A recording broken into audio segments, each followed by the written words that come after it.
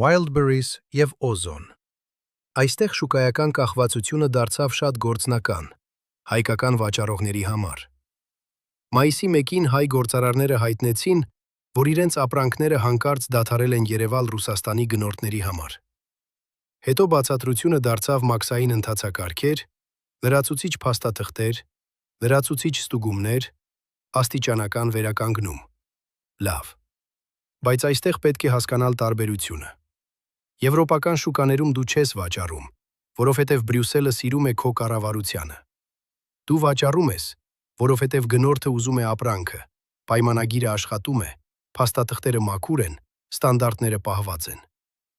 Խնձոր, գինի, տեքստիլ, սոֆթվեր, լոգիստիկա, ինչ էլ լինի։ Շուկան չպետք է դառնա քաղաքական կապանք։ Ռուսաստանի դեպքում մուտքը հաճախ դառնում է ազդանշան։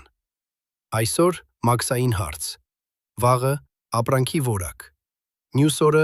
հարթակի սահմանափակում։ Հետո ինչ-որ մեկը հեռուստատեսությամբ բացատրում է, սա է լինում, երբ Հայաստանը նայում է դեպի Եվրոպա։ Մեխանիզմը սա է։ Բիզնեսին տալիս են անորոշություն։ Անորոշությունը դարձնում են վախ։ Հետո Մոսկվայից կախվածությունը վաճառում են որպես կայունություն։ Խնդիրը միայն Wildberries-ը կամ Ozon-ը չէ։ Խնդիրն այն է, հայկական բիզնեսը աճում է կանոններով, թե սպասում է քաղաքական թույլտվության։